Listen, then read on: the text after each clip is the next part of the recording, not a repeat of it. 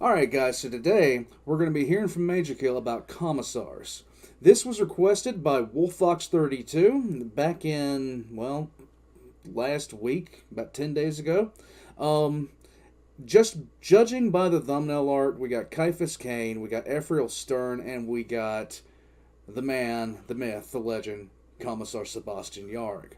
One of the things about Majorkill that you guys might have noticed, I agree with him on a lot of his points. I agree with him on a vast majority of his points, except when he's talking about the Tau, because seriously, he likes them. I think they should be nuked out of existence. But in any case, we're going to check this out. This is a relatively new video. He usually has promos that he's doing at the time, so if you guys check the promo and you want it, in the description box below, there's going to be all of his links to his promo. In any case, let's go. Here we go. Okay, press correct button. Guys and gal, we all need a bit of motivation in life. Someone to push us out of our comfort zone and help us reach our full potential. Someone to put their hand on your shoulder, look at you and say, if you don't fix your Emperor damn bayonet and charge that Tau railgun in the next 5 seconds, I will shove this gun so far up your ass that you'll be puking bolt shells out for the rest of your short, painful life. Unless you're from Krieg. In which case, he's trying to tell you not to do that. You know, riveting stuff. I know, right? In seriousness, there's more to commissars than just shooting their subordinates in the back of their heads for cowardice. Not much more, though. Or because they talk smack. Or because the commissariat is bored. They aren't just high-ranking guardsmen. The commissariat is a completely separate body that operates outside the chain of command. Yes. Meaning in some situations, they have absolute authority over everyone, and in others, they are just there to look pretty. Regardless, the commissars are an interesting bunch and are definitely worth the next 10 minutes of your time. Before we get started, people who say that you should always be humble and never reach too far can suck on a waterlogged didgeridoo. I want to be a lord, Lord Majorkill. And cheers to today's sponsor, Established Titles. That dream is finally a reality. Oh my god. Lord Majorkill, okay. I'm not joking. Here is my official paper Okay, thing. hold on. Oh, come on, you're... That makes me a lord. And here's how you can get on my level as well as how it all works. Basically, you buy a small 1 square foot plot of land in Scotland, which by legitimate technicality makes you a lord. You can then place your newfound title of lord on any piece of official documentation that accepts titles. Stuff that would usually allow Mr., Mrs. or Doctor. Yes! I can see it now. Are all eligible for you to have lord there. To top it all off, Established Titles will plant a tree for every purchase. Helping the environment slaps hard, so what a nice cherry on top. The plot isn't imaginary. You can straight up slap its coordinates and maps and see it. You can probably even visit it. Going even further, if you use my link below, not only will you get 10% off any order, which will go on an already massive sale they're currently running, but all orders from my link will have our plots of land put together, meaning we can make our own like little kingdom. Who knows? Maybe we can declare war and steal other people's lordship. Let's do it! Do it! Now we're playing Command and Conquer the real game! Nah, unless. Cheers to Established Titles for sponsoring this video. Today we'll go over commissars, how they're chosen. Description's down in the link below.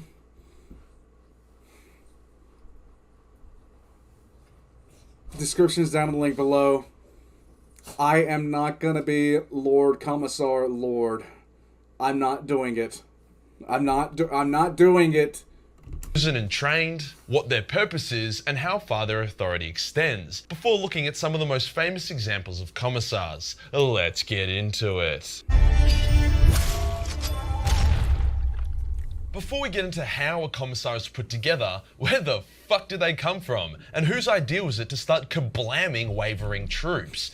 Well, in the early days of the Great Crusade, before Horus jihaded the Emperor's tits and ruined everything, guardsmen weren't very regimented. No. There was the Imperial Army and they were effective, but as long as they could kill the enemy, they weren't particularly standardized. During this time, some of the messy regiments started experimenting with the discipline masters. Yes. No, that's not slang for BDSM dominatrixes.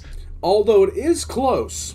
These veterans would join a regiment and maintain discipline whilst ensuring the practice of the imperial truth. Any soldier that was seen as being a coward, a traitor, or just a tool would find their head removed from their body by the discipline master's electroscythes. Yep. Yeah, these guys didn't fuck around. They would even employ the use of eagles to maintain watch on their forces. When the heresy broke out, around 40 to 50% of the imperial army joined Horus and drank the chaos Kool-Aid. Their discipline masters were either killed or in some cases fell alongside them, probably to Slaanesh. Many regiments that remained loyalist did so thanks to the influence of a disciplined master, True. who was able to pull them out in time. When the heresy ended, the imperial army was split up into various sub-factions to prevent any one man from holding too much power. The commissariat, That was from Rowboat Guilliman. That was his idea entirely, and I do believe it was a stopgap measure that he would have improved on if he had not been put on ice for 10,000 years. Even though I have a low opinion of Rowboat Guilliman, I still say that he would have done that. But basically, he set the groundwork for the bureaucracy that has made the Imperium chug like an old man to its grave for 10,000 years. Good job, Blueberry. inspired by the discipline masters, was also formed. An order of elite loyal veterans who would watch over guardsmen regiments to ensure they didn't start fingering cats or start building little thrones made of like frog skulls or some shit. What? The commissariat has not changed much in the past 10,000 years. Its responsibilities have grown to also include maintaining regimental morale and discipline no matter what, as well as, ironically, ensuring their regiment praised the emperor as a god, something the original discipline masters were tasked with battling against. Yes. A commissar's authority can extend quite far, as they aren't a part of the command structure. Although they are designed to act as advisors and role models, if they deem it necessary, they can get very, very involved with the workings of a regiment. Massively. If needed, they can straight up blow the brains out of the commanding officer of the regiment and take command. They have been known to lead entire armies on rare occasions, such as when Commissar Yarrick took command of the Steel Legion, or Commissar Gaunt taking over the Tanith First and Only. Right. A commissar can't just do whatever they want though. There are a lot of other examples around this, including Commissar Gaunt's Lord Commissar, who led an entire army himself, just like Yarrick did.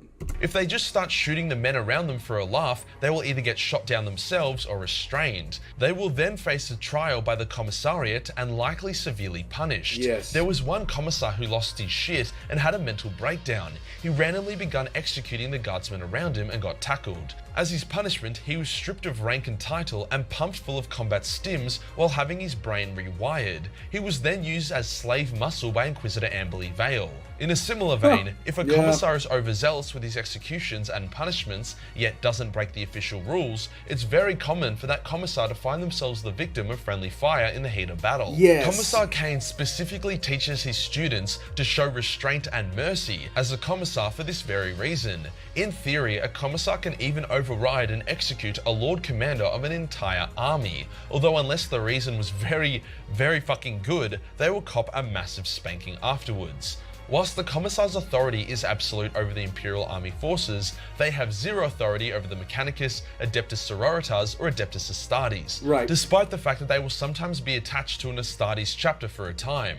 Likewise, those Imperial sub-factions have no authority over a Commissar, although it's probably a pretty good idea to do what a Space Marine tells you. So how does one become a Commissar? After all, each Commissar is supposed to be an unbreakable, unwavering icon of Imperial authority and strength. It wouldn't be great for morale if the commissars were the ones running away like cowards. To explain this, there exists the Schola Progenium, which is like a college for the children of elite imperial citizens. Yes. Maybe the family is rich, maybe they have good connections, maybe they are the child of an imperial commander. You get the picture. On some rare occasions, low-born children are taken into the Schola if they are especially brilliant, or in Commissar Kane's situation, both these parents died in battle and were war heroes.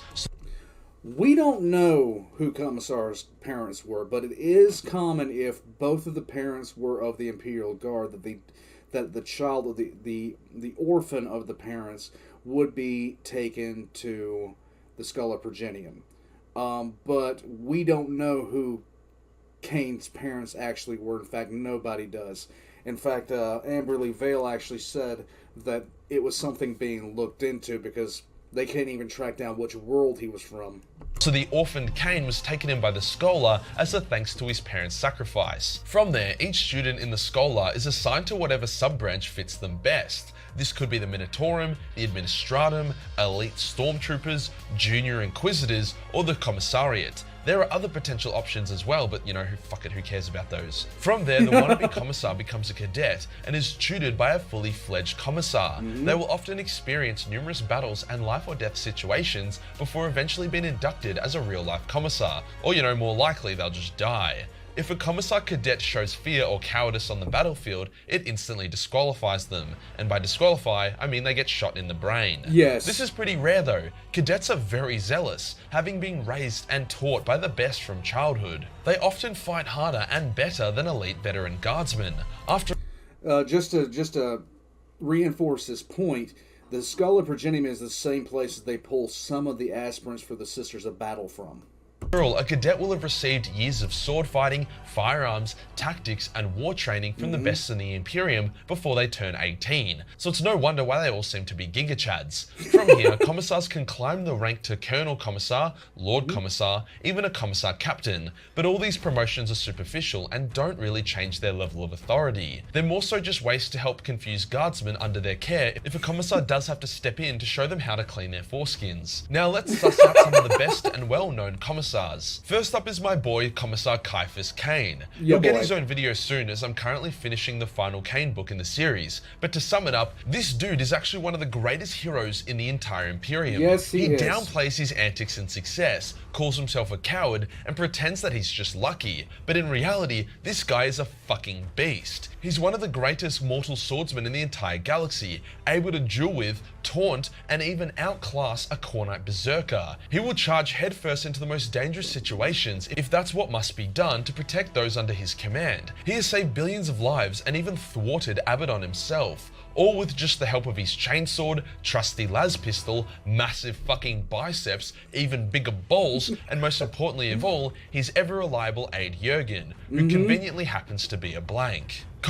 This guy has luck. He has all the luck the Lamenter's chapter was supposed to have. Commissar Sebastian Yarrick is considered to be the greatest commissar to ever live, leading the Imperium to victory over the Orcs during the Second and Third Wars of Armageddon. He was so impressive that the leader of the Orcs, an Orc so powerful that he is about to become a Krork, which are just as strong if not stronger than Primarchs, chose him as his arch rival. He didn't choose any of the Black Templars he had fought against, he didn't even choose the Space Wolf who cut his head off. Yes, that lore exists, and yes, it was dumb, and yes, he got his head glued back on. Yes, he did. chose Yarrick as he saw him as the greatest threat to one of these days, 5-minute lore, Gazgul Mako Thraka, the most powerful orc, the most genius orc general in the history of the Imperium, is actually brain damaged and has missing half of his brain. And that's not a joke. That's the truth. the Orcs in the entire galaxy. The dude lost his arm and replaced it with an Orc power claw, for fuck's sake. That should be impossible, but for Yarrick it's just a Tuesday. Then there is the most hardcore commissar, Commissar Ibram Gaunt. Gaunt was given a pretty challenging task from day one. The world of Tanith was taken over by chaos and destroyed, killing every Tanith regiment except his own. From there, he waged a brutal guerrilla war against all manner of enemy, making his small battered regiment feel like an entire Astartes chapter, with how much death and suffering they rained upon the enemy. Trust me, Tanith was avenged multiple times over. Pretty sure Khorne has just been jerking his gherkin to Ibram Gaunt for the last little while. I haven't read the Gaunt's Go series yet, but I've heard it's awesome, which to be fair, nearly everything written by Dan Abnett is. But once I do, you bet your ass a chunky video on Gaunt is on its way. I have only one contention with Dan Abnett as a writer, and that was the horrible name clause that he put in Prospero Burns. If it wasn't for that, I wouldn't have a single problem with Dan Abnett as a writer. Hopefully now you understand my respect and admiration for commissars. They aren't just trigger-happy sadists that blow their subordinates' brains out for forgetting to head check before merging into a different lane. Although some short-lived commissars do that. They are bastions of imperial strength, facing down and overcoming forces that would buckle most men and even Astartes. As long as you aren't a pussy, they'll be the main thing that gets you in and out of battle in one piece. If you enjoyed the video and you want to support the channel, then Patreon is the place to be. Only $1 per month give you access to a boatload of Battle Mace 40 million boobs. Hit the subscribe button and hit the real subscribe button for more sadistically admirable content. Join the Discord for more memes and I'll see you on the next one. Peace. Okay, so, once again, yeah, the Discipline Masters of 40k, well, of 30k, they were actually assigned to certain regiments. Certain specific regiments where their job was to do discipline. And yes, they would cut off the heads of cowardly soldiers using the sides at their sides, which was abandoned. I wish it kind of wasn't, because that was kind of awesome, but it is what it is. You can't be too mortarian up in here. But yeah, the Commissars are all brought in from the Schola Progenium, accepted to the Commissariat, and the one thing a cadet commissar, the difference between a cadet commissar and a regular commissar in terms of uniform appearance is one thing missing. A full-fledged commissar, besides having medals, all this other kind of stuff, will have a scarlet sash around their waist. A cadet commissar will not. So that's why certain pictures, let me see if I can just reference them, blah, blah, blah, blah. Let's see. And where is... No. Okay, come on over here. There we go. Scarlet sash. Scarlet sash. Scarlet sash. It is what they get to make their uniform as a commissar complete. And the story that I'm writing, a commissar story, the last thing that he got from the Lord Commissar to make him a commissar was the sash itself before he got sent to the planet that he's currently on. In any case, though, commissars are just one of those things about 40k that I absolutely love. It was Commissar Sebastian Yorick, even his small little bit in Hell's Reach, that got me kind of hooked into 40k. Because there was this person in a room surrounded by all these superhuman Goliaths, and when he talked, they all shut up and listened. And that started the fascination with Warhammer 40k that's persistent till now, and has resulted in this channel, and all of you madmen and women watching. I think I actually have more people, like, at this point. Like, I actually checked my thing today. It just blows my mind how much this channel has grown in the past year. And welcome all of you. And I'm glad to see you. And I hope that you keep on coming back for more. And any other thing, though, wrapping all this up and shutting up, all the links are going to be down in the description below, including the ability to buy a 1x1 patch of land in Scotland and to declare yourself the Lord High Marshal of the Southern Gates if you'd like. Oh my God, I can just imagine now. Some of you animals are going to sit there and go over there. You're going to paint an army, and you're literally going to have the armed forces of Chadia. And don't tell me that didn't cross one of your minds, because I know it did, because it crossed mine. Okay? Don't do that. That's cringe. Funny, but cringe. In any case, all those are going to be in the description down below. If you'd like to request something to react to, just hop in the Discord, just pop it in there, and emotes are how you used to vote, so just make sure it's not been requested before. And have I said anything else? Oh yeah, I have a Patreon if you like guys who would like to support the channel. Aside from all that, I have a Twitter and Instagram, which my wife has forced me to get against my will, with a gun to my head and screamed words with a baseball bat, Louisville Slugger. I'm in a lot of trouble now. She's going to hurt me because she's sitting right over there. And yes, it is terrifying. In any case, I'll catch you guys next time. And I failed to hit the button again! Fuck!